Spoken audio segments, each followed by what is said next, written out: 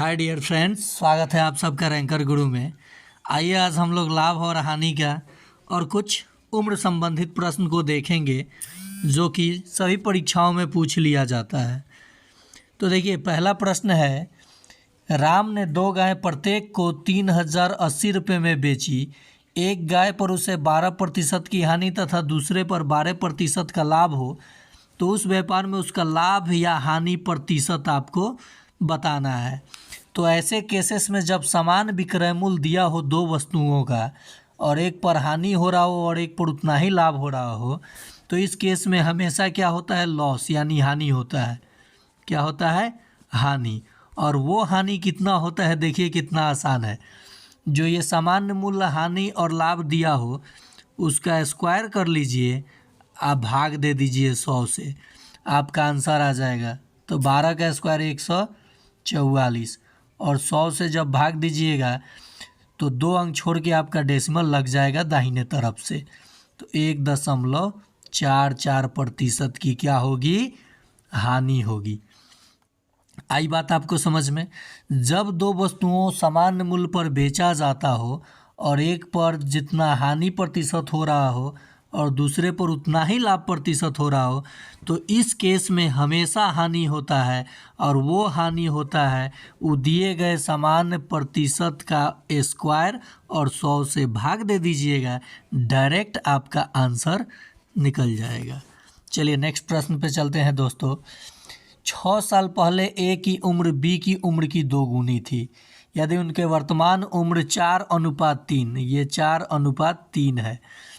तो देखिए, ये वर्तमान उम्र है तो 4x ए की हो जाएगी उम्र और बी की कितनी हो जाएगी? 3x।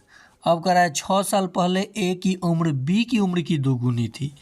ए की उम्र बी की, तो 6 साल पहले 4x - 6 और ये 3x - 6। आई बात समझ में?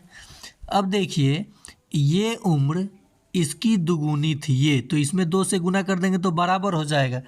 तो 4x - 6 बराबर, इसमें 2 से गुना करेंगे तो 6x और फिर इसमें 2 से करेंगे तो -12। अब सॉल्व कर लेंगे, -12 इधर आ जाएगा, -6 + 12 और 6x में से ये 4x जाके घट जाएगा 2x। तो 2x बराबर कितना आ गया? ये 12 में से 6 निकल गया तो 6 ना बचेगा, तो 2 तिहाई 6। x का मान आया 3। और किसका वर्तमान उम्र पूछा है? b का। और b का वर्तमान उम्र क्या है? 3x और x का मान है 3, तो 3 3 का 9 साल। आ गया आपको समझ में? चलिए नेक्स्ट प्रश्न पे चला जाए। मोहित एक वस्तु को 15% हानि की जगह 15% लाभ पर बेचता तो मोहित को 90 रुपया अधिक प्राप्त होता है। तो वस्तु का क्रय मूल्य, तो माना कि वस्तु का क्रय मूल्य 100 रुपया है, मैंने मान लिया गया। 15% हानि मतलब 85, 100 में 15 कम हुआ। 15% लाभ मतलब 115। इन दोनों के बीच में अंतर कितना का है ज़रा देखिए, 30 का अंतर है ना, और इसी का ना वैल्यू दिया है 90, यही ना अंतर अधिक दिया है।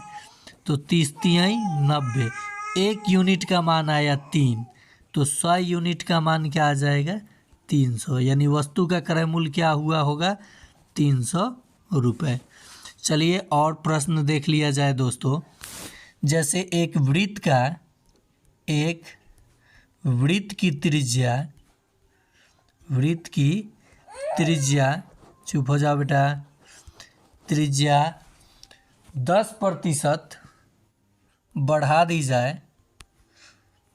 दी जाए ओए, तो क्षेत्रफल पर क्या प्रभाव पड़ेगा? क्षेत्रफल कितना प्रतिशत बढ़ेगा?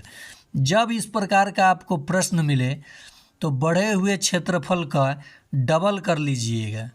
तो इसका डबल कीजिएगा तो 20 प्लस इसी का वर्ग करके 100 से भाग कर दीजिए और इसमें जोड़ दीजिए। तो ये क्या आ जाएगा? 20 और जोड़ 10 दहिया 100/100, तो 1। कितना प्रतिशत क्षेत्रफल बढ़ जाएगा? 21% क्षेत्रफल बढ़ जाएगा। तुम भी पढ़ाओगी?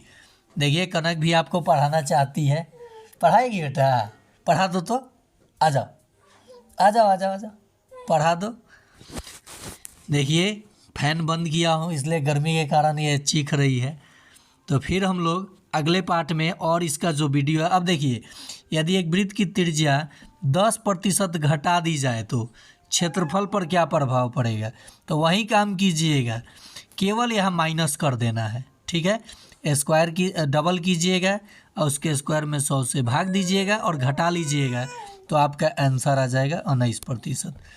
तो जो भी अब प्रतिशत दिया रहे आप आसानी से कर सकते हैं। तो आज के लिए इतना ही।